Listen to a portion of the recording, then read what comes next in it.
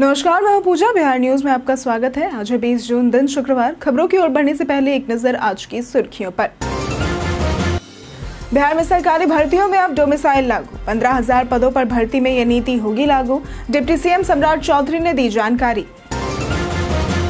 बिहार विधानसभा चुनाव को लेकर चुनाव आयोग के 10 बड़े बदलाव। राज्य में इस बार ई वोटिंग की होगी शुरुआत। मतदान प्रक्रिया बनेगी पारदर्शी। बिहार खेल विश्वविद्यालय को देश में मिला चौथा स्थान। अकादमिक गुणवत्ता सहित कई चीजों पर आधारित होती है ये रैंकिंग। बिहार की खेल संस्कृति को मिली नई पहचान। बिहार सरकार ने 52 अपराधियों की संपत्ति जब्त करने का किया फैसला। ईडी को भेजा गया प्रस्ताव। इन अपराधियों में कई विधायक भी शामिल।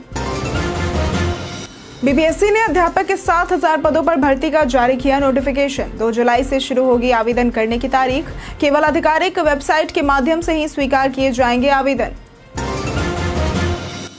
पीएम मोदी आज सिवान में करेंगे 10,000 करोड़ की योजनाओं का शिलान्यास। सिवान के सभी स्कूल, कोचिंग और आंगनबाड़ी केंद्र रहेंगे बंद। राजद नेता ने पीएम के दौरे पर कसा तंज। लीड्स में आज से खेला जाएगा भारत बनाम इंग्लैंड का पहला टेस्ट मैच। साई को मिलेगी नंबर 3 पर जगह या करुण नायर को मिलेगा मौका। प्लेइंग 11 पर सस्पेंस अभी भी जारी। चलिए अब बढ़ते अब तक की 25 बड़ी खबरों की ओर विस्तार से। प्रसार भारती में निकली बम्पर भर्तियां। प्रसार भारती ने 400 से अधिक टेक्निकल इंटर्न पदों पर भर्ती निकाली है। आवेदन ऑफिशियल वेबसाइट awedan.prasarbharati.org पर किए जा सकते हैं। साउथ जोन में 63, ईस्ट में 65, वेस्ट में 66, नॉर्थ ईस्ट में 126 और नई दिल्ली में 101 पद शामिल है। शैक्षणिक योग्यता पद के अनुसार ग्रेजुएशन, इंजीनियरिंग में बैचलर या मास्टर डिग्री होनी चाहिए। चयन रिटन टेस्ट और इंटरव्यू के माध्यम से होगा। चयनित उम्मीदवारों को 25,000 रुपए मासिक स्टाइपेंड मिलेगा। अधिकतम आयु सीमा 30 वर्ष है। हालांकि आरक्षित वर्गों को नियमानुसार छूट मिलेगी। आवेदन के लिए वेबसाइट पर जाकर करियर सेक्शन में रजिस्ट्रेशन कर फॉर्म भरना होगा और फीस भुगतान कर सबमिट करना होगा। प्रिंट आउट रखना भी जरूरी है। बीपीएससी ने अध्यापक के 7,000 पदों पर भर्ती का जारी किया नोटिफिकेशन। बिहार लोक सेवा आयोग यानी कि बीपीएससी ने शिक्षा विभाग के अंतर्गत विशेष विद्यालयों में 7,279 अध्यापक पदों पर नियुक्ति के लिए अधिसूचना जारी की है। इच्छुक अभ्यर्थी 2 जुलाई से 28 जुलाई 2025 तक ऑनलाइन आवेदन कर सकते हैं। परीक्षा नियंत्रक राजेश सिंह ने बताया कि यह नियुक्ति विशेष विद्यालयों में शिक्षकों की जरूरत को देखते हुए की जा रही है। आवेदन केवल आयोग की आधिकारिक वेबसाइट www.bpsc.bihar.gov.in पर ही स्वीकार किए जाएंगे। अभ्यर्थियों को सलाह दी गई है कि आवेदन करने से पहले विस्तृत विज्ञापन और ऑनलाइन आवेदन संबंधी निर्देशों को ध्यानपूर्वक पढ़ लें ताकि किसी भी प्रकार की गलती से बचा जा सके। बिहारी बर्थडे स्पेशल में आज बात होगी नीतू चंद्रा की। नीतू चंद्रा, जिनका जन्म 20 जून 1984 पटना में हुआ था, ये एक भारतीय अभिनेत्री हैं, मॉडल है, फिल्म निर्माता और थिएटर कलाकार भी हैं। उन्होंने हिंदी, तमिल और तेलुगु फिल्मों में अभिनय किया है। वे शास्त्रीय नृत्यांगना और चौथी डैन ब्लैक बेल्ट ताइक्वांडो खिलाड़ी हैं। 1997 में उन्होंने विश्व ताइक्वांडो चैंपियनशिप में भारत का प्रतिनिधित्व किया। नीतू चंद्रा ने नोट्रे डैम अकादमी पटना से पढ़ाई की और दिल्ली के इंद्रप्रस्थ कॉलेज से स्नातक की डिग्री ली। उन्होंने मॉडलिंग से करियर की शुरुआत की और अपनी सफलता का श्रेय अपनी मां को दिया। उनका प्रोडक्शन हाउस चंपारण टॉकीज है, जिसकी फिल्म मिथिला मखान को राष्ट्रीय पुरस्कार भी मिल चुका है। इस फिल्म का निर्देशन उनके भाई नितिन चंद्रा ने किया था। बिहार सरकार ने 52 अपराधियों की संपत्ति जब्त करने का किया फैसला। राज्य सरकार ने 52 कुख्यात अपराधियों की अवैध संपत्ति जब्त करने के लिए ईडी को प्रस्ताव भेजा है। इन अपराधियों में शराब तस्कर, बालू माफिया, नक्सली, ठग, जमीन माफिया और विधायक तक शामिल है। अब तक करीब 70 करोड़ रुपए से अधिक की संपत्तियों पर जब्ती का प्रस्ताव भेजा गया है। इनमें सबसे ज्यादा 18 शराब तस्करों की 18.49 करोड़ की संपत्ति शामिल है। आर्थिक अपराध इकाई यानी कि ईओयू ने 2020 से अब तक ये प्रस्ताव विभिन्न चरणों में भेजे हैं। कई मामलों में ईडी ने ECIR दर्ज कर कार्रवाई शुरू कर दी है। एडीजी नैयर हसनैन खान ने बताया कि PMLA के तहत कार्रवाई की प्रक्रिया तेजी से चल रही है। 22 करोड़ की लागत से पटना में बनेगा इंडोर स्टेडियम। बिहार में खेल इंफ्रास्ट्रक्चर को सशक्त बनाने के लिए पाटलिपुत्र खेल परिसर में अत्याधुनिक इंडोर स्टेडियम बनाया जा रहा है। ये प्रोजेक्ट BSBCCL द्वारा करीब 2,878 वर्ग मीटर क्षेत्र में बनाया जा रहा है, जिसमें 41 फीट ऊंचा मल्टीपर्पज हॉल होगा।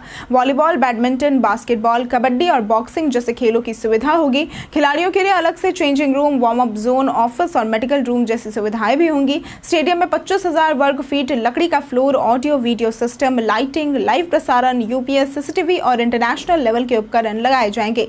ईपीसी मॉडल पर बन रही 22 करोड़ की परियोजना आईआईटी एनआईटी विशेषज्ञों की निगरानी में पूरी होगी।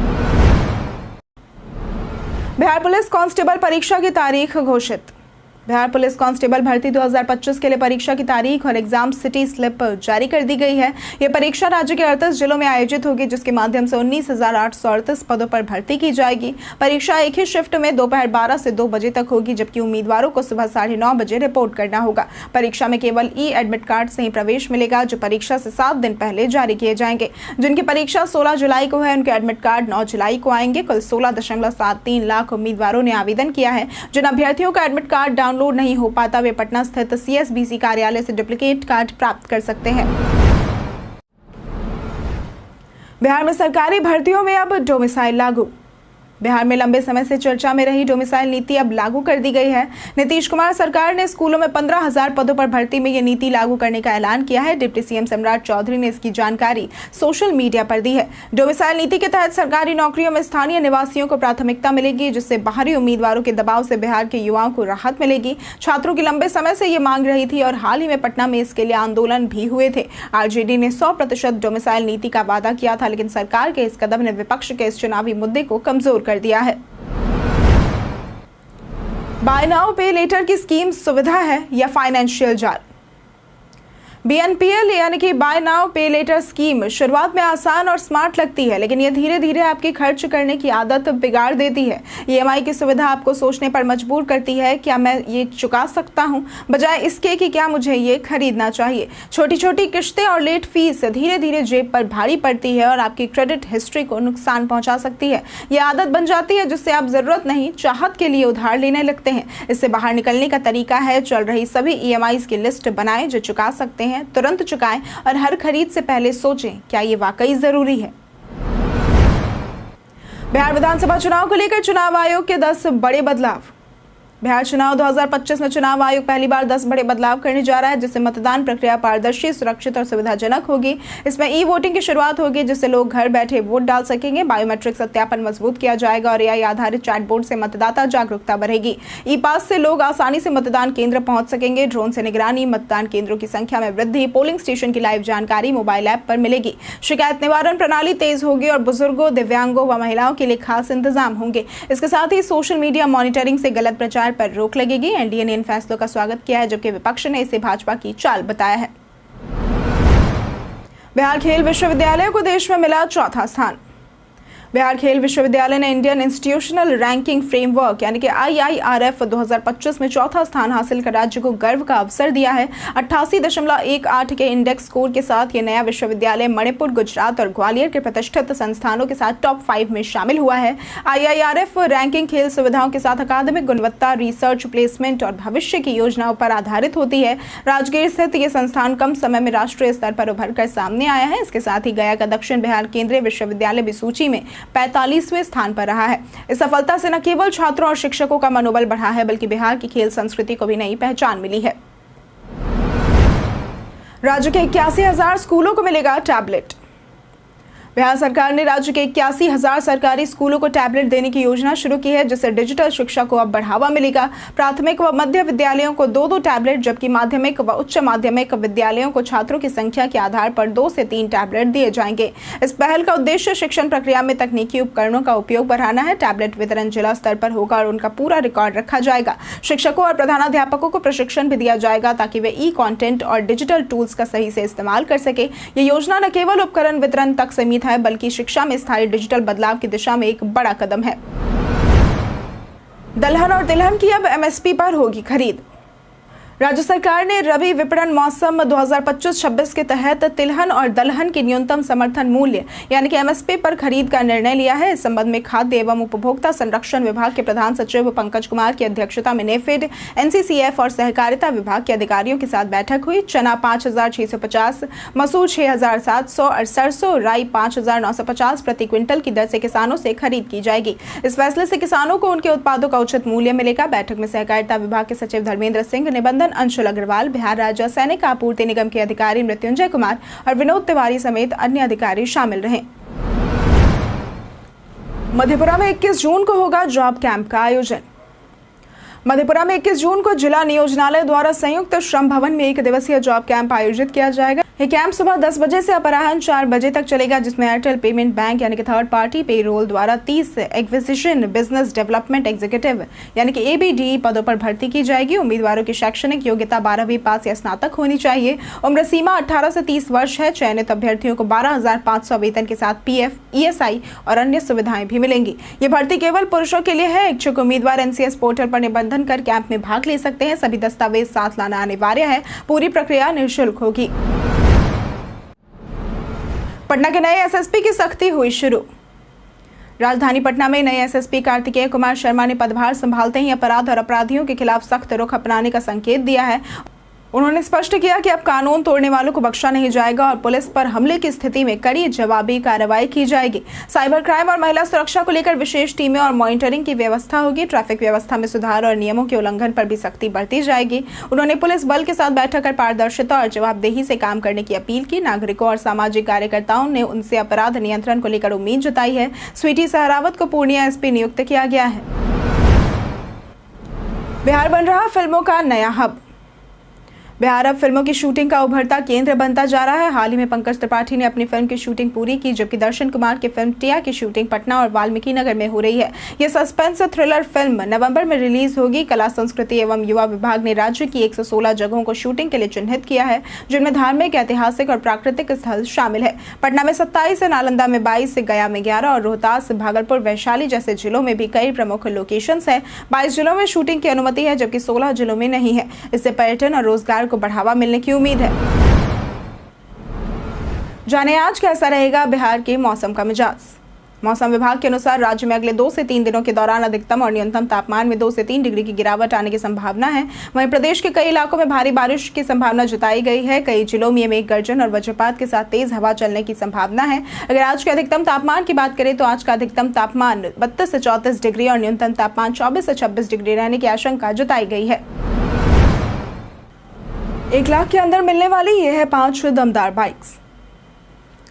भारत में युवाओं के बीच स्टाइलिश और बजट फ्रेंडली बाइक्स की काफी मांग है। ऐसे में 1 लाख रुपए के भीतर 5 शानदार बाइक्स उपलब्ध हैं। Hero extreme 125R aggressive look और दमदार इंजन के साथ आती है, तो वहीं TVS राइडर 125 फ्यूचरिस्टिक डिजाइन और स्मार्ट फीचर्स के चलते युवाओं की पसंद बनी हुई है। पल्सर N125 मस्कुलर लुक और डिजिटल इंस्ट्रूमेंट के साथ दमदार परफॉर्मेंस देती है। होंडा SP125 माइलेज और भरोसेमंद परफॉर्मेंस के लिए जानी जाती है। तो वहीं बजाज फ्रीडम दुनिया की पहली CNG बाइक है, जो पेट्रोल और CNG दोनों से चलती है और कम खर्च में लंबी दूरी तय कर सकती है। ये सभी बाइक्स फीचर्स और कीमत दोनों के लिहाज से बेहतरीन है। मतदाता सूची में नाम जुड़ने के 15 दिनों के अंदर मिलेगा एपिक। आगामी बिहार विधानसभा चुनाव से पहले निर्वाचन आयोग विशेष संक्षिप्त पुनरीक्षण यानी कि SSR अभियान शुरू करेगा, जिसके तहत मतदाता सूची में नाम जुड़ने या फिर संशोधन के 15 दिन के भीतर मतदाता पहचान पत्र यानी कि एपिक मिल जाएगा। मुख्य निर्वाचन आयुक्त और अन्य अधिकारियों के निर्देश पर इस प्रक्रिया में तेजी लाई जा रही है। मतदाता पहचान पत्र की डिलीवरी को ट्रैक करने के लिए ECI नेट प्लेटफॉर्म पर एक नया IT मॉड्यूल विकसित किया गया है, जिसे डाक विभाग के एप्लीकेशन से जोड़ा जाएगा। अब मतदाताओं को हर चरण की जानकारी SMS से दी जाएगी। पहले पहचान पत्र कब मिलेगा, इसकी जानकारी स्पष्ट नहीं होती थी, लेकिन अब प्रक्रिया पारदर्शी और ट्रैक योग्य होगी। PM मोदी आज सिवान में करेंगे 10,000 करोड़ की योजनाओं का शिलान्यास। 20 जून शुक्रवार यानी कि आज प्रधानमंत्री नरेंद्र मोदी बिहार के सिवान जिले के जसौली खर्ग गांव में जनसभा को संबोधित करेंगे और करीब 9,518 करोड़ की योजनाओं की सौगात देंगे। जिला प्रशासन और BJP तैयारियों में जुटे हुए हैं। कार्यक्रम के कारण DM ने ट्रैफिक और बच्चों की सुरक्षा को देखते हुए सिवान के सभी स्कूल, कोचिंग और आंगनबाड़ी केंद्र बंद रखने का आदेश दिया है। हालांकि इन दिनों गर्मी की छुट्टियां चल रही है। इस पर RJD नेता मनोज झा ने तंज कसते हुए कहा कि पढ़ेगा इंडिया की सच्चाई अब सामने आ गई है। वहीं स्वास्थ्य मंत्री मंगल पांडे ने PM के दौरे को बिहार के प्रति उनके लगाव और विकास प्रतिबद्धता का प्रतीक बताया। तेजस्वी यादव ने की जगदानंद सिंह को राष्ट्रीय जिम्मेदारी देने की मांग। राजद राज्य परिषद की बैठक में नेता प्रतिपक्ष तेजस्वी यादव ने मंगनी लाल मंडल को नया प्रदेश अध्यक्ष घोषित कर बधाई दी और पूर्व अध्यक्ष जगदानंद सिंह को राष्ट्रीय स्तर पर जिम्मेदारी देने की मांग की। तेजस्वी यादव ने नीतीश कुमार पर हमला बोलते हुए कहा कि उन्हें सिर्फ अपनी कुर्सी की चिंता है, राज्य के विकास से उन्हें कोई सरोकार नहीं है। उन्होंने एनडीए सरकार को निष्क्रिय बताते हुए कहा कि बिहार में अब कोई विकास कार्य नहीं हो रहा। भाजपा नेताओं पर निशाना साधते हुए कहा कि उनमें सिर्फ गाली देने की होड़ लगी है। इसके साथ ही प्रधानमंत्री की बिहार यात्रा से पहले सरकारी आवास के बाहर गोलीबारी की घटना को जंगल राज करार देते हुए कानून व्यवस्था पर भी सवाल उठाए। तो वहीं इस बैठक में लालू यादव ने कहा कि तेजस्वी को हर हाल में मुख्यमंत्री बनाना है। उन्होंने दलित, पिछड़ों और अल्पसंख्यकों की सत्ता में भागीदारी और संगठन की प्रतिनिष्ठा पर जोर दिया।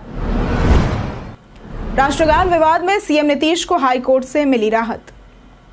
पटना हाईकोर्ट ने मुख्यमंत्री नीतीश कुमार को सेपक टकरा विश्व कप के दौरान राष्ट्रगान अपमान मामले में बड़ी राहत दी है। कोर्ट ने उनके खिलाफ दर्ज परिवाद पत्र और अभियुक्त नोटिस आदेश को रद्द कर दिया है। याचिकाकर्ता विकास पासवान ने यह आरोप लगाया था कि उद्घाटन के समय मुख्यमंत्री राष्ट्रगान के दौरान बात कर रहे थे, जो राष्ट्रीय सम्मान अपमान अधिनियम के तहत अपराध है। कोर्ट में महाधिवक्ता पीके शाही ने दलील दी कि यह शिकायत राजनीतिक उद्देश्य से प्रेरित है और न्यायिक प्रक्रिया में त्रुटियां की गई है, जैसे कि बिना बयान लिए आरोपी को नोटिस देना। कोर्ट ने माना कि नोटिस प्रक्रिया में कानूनी नियमों की अनदेखी हुई और आदेश को असंवैधानिक बताया।